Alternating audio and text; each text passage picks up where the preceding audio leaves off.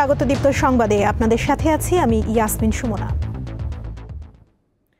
জম্মু কাশ্মীরের পেহেলগাঁওয়ে পর্যটকদের ওপর বন্দুকধারীদের হামলার জেরে পাকিস্তানের অন্তত ৯টি স্থানে ক্ষেপণাস্ত্র হামলা চালিয়েছে ভারত। এতে এখন পর্যন্ত ২৬ জনের মৃত্যুর খবর পাওয়া গেছে।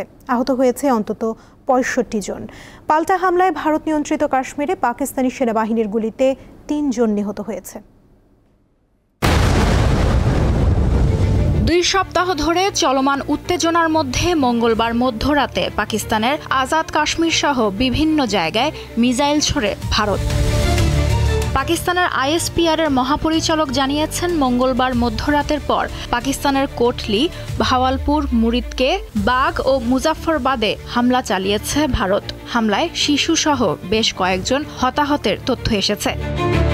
ভারতীয় সশস্ত্র বাহিনী নিশ্চিত করেছে তারা অপারেশন সিন্দুর এর অংশ হিসেবে পাকিস্তান এবং পাকিস্তান নিয়ন্ত্রিত আজাদ কাশ্মীরের ৯টি স্থান লক্ষ্য করে হামলা চালিয়েছে। তবে এই অভিযানে কোনো পাকিস্তানি সামরিক স্থাপনাকে লক্ষ্যবস্তু করা হয়নি বলে জানানো হয়েছে।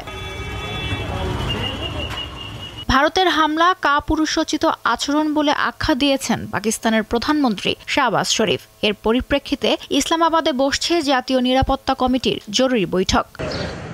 ভারতের ক্ষেপণাস্ত্র হামলার জবাবে পাকিস্তান পাল্টা আক্রমণ শুরু করেছে বলে জানিয়েছে পাকিস্তানের ISPR। এরই মধ্যে ভারতের 5টি বিমান ভূপাতিত করার দাবি করেছে পাকিস্তান বিমান বাহিনী। এছাড়াও ভারতীয় সেনাবাহিনীর ব্রিগেড সদর দপ্তরে হামলা চালিয়েছে পাকিস্তান। এদিকে ভারতের ক্ষেপণাস্ত্র হামলাকে লজ্জাজনক বলে অভিহিত করেছেন মার্কিন প্রেসিডেন্ট ডোনাল্ড ট্রাম্প। এ ঘটনায় গভীর উদ্বেগ প্রকাশ করেছেন জাতিসংঘ মহাসচিব অ্যান্তোনিও গুতেরেস। তিনি বলেছেন, 2 দেশের সংঘাত বিশ্ব আর বইতে পারবে না। 22শে এপ্রিল ভারত নিয়ন্ত্রিত কাশ্মীরে বন্দুকধারীদের হামলায় ২৬ জন পর্যটক নিহত হওয়ার পর থেকে 2 দেশের মধ্যে উত্তেজনা চরমে ওঠে। সেই হামলার জন্য ভারত পরোক্ষভাবে পাকিস্তানকে দায়ী করলেও পাকিস্তান সে অভিযোগ প্রত্যাখ্যান করে। এরপর থেকেই 2 দেশ একাধিক কূটনৈতিক ও বাণিজ্যিক চুক্তি বাতিল করেছে। লুৎফা ফৌজিয়া, দীপ্ত, বার্তাকক্ষ। ঠাকুরগাঁওয়ের রানীশংকৈল উপজেলার জগদল সীমান্তে ভারতে প্রবেশ করা 3 বাংলাদেশিকে আটক করেছে BSF। বুধবার ভোরে এই ঘটনা ঘটে। বিজিবির ঠাকুরগাঁও 50 ব্যাটালিয়নের জগদল BOP সূত্রে জানা গেছে, BSF এর একটি টহল দল ভারতীয় সীমান্ত থেকে অবৈধভাবে প্রবেশকারী 3 বাংলাদেশিকে আটক করে। আটককৃতরা হলেন বালিয়াডাঙ্গি উপজেলার বেলপুকুর গ্রামের তরিকুল ইসলামের ছেলে মিস্টার, মোড়লহাট জিয়াবাড়ি এলাকার আব্দুল হকের ছেলে হামিদুল ইসলাম ও আনসারুল ইসলামের ছেলে শামীম। 50 বিজিবি ব্যাটালিয়নের অধিনায়ক লেফটেন্যান্ট কর্নেল তানজির আহমেদ জানিয়েছেন, খবর পাওয়ার পর BSF-কে পতাকা বৈঠকের জন্য চিঠি দেওয়া হয়েছে। রাজনৈতিক দলের নিজস্ব আদর্শ থাকবে, তবে জাতীয় স্বার্থে মৌলিক জায়গায় সবাইকে এক হতে হবে বলে জানিয়েছেন জাতীয় ঐক্যমত্য কমিশনের সহসভাপতি ডক্টর আলী রিয়াজ। বুধবার জাতীয় সংসদ ভবনে নাগরিক ঐক্যের সাথে ঐক্যমত্য কমিশনের বৈঠকের সূচনা বক্তব্যে তিনি এসব কথা বলেন। ডক্টর আলী রিয়াজ জানান, জাতীয় ঐক্যমত্য প্রতিষ্ঠা করা শুধু কমিশনের কাজ নয়, এটি নিয়ে সবাইকে কাজ করতে হবে। এ সময় নাগরিক ঐক্যের সাধারণ সম্পাদক শহীদুল্লাহ কায়সার বলেন, জাতীয় ঐক্যমত্য প্রতিষ্ঠায় সর্বাত্মক সহযোগিতা করবে তার দল। আপনাদের রাজনৈতিক দলগুলোর মধ্যেও আপনাদের সহযোগী শক্তি যাদের সাথে আপনাদের ভিন্ন মত আছে, তারাও আপনারা একটু আলোচনা করুন নিজেদের মধ্যে। এটা জাতীয় ঐক্য প্রতিষ্ঠার চেষ্টা, জাতীয় সনদ তৈরির চেষ্টা, শুধুমাত্র কমিশনের কাজ নয়, এটা জনগণের অর্পিত দায়িত্ব আমাদের এবং আপনাদের উপর। রাজধানীর কল্যাণপুরে জাহাজবাড়িতে 9 তরুণ হত্যা মামলার তদন্ত প্রতিবেদন দাখিলের জন্য 14 জুলাই পর্যন্ত সময় দিয়েছে ট্রাইব্যুনাল।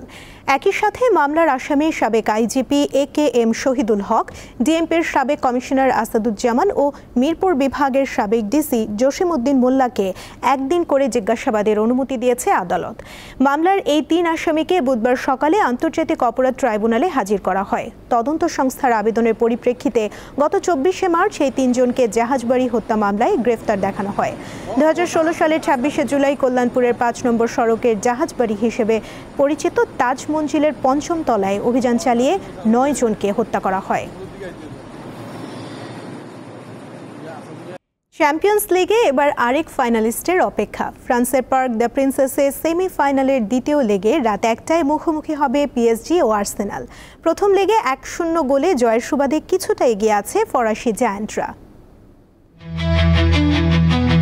প্যারিসের মাটিতে যখন ইতিহাস গড়ার স্বপ্নে বিভোর আর্সেনাল, তখন দলের একাধিক মূল খেলোয়াড় চোটে ছিটকে গেছে। টোমিয়াসু নেই, ক্যালাফিওরিও নেই, গ্যাব্রিয়েল, হাভার্টস, জেসুস, জর্জিনহো সবাই বাইরে।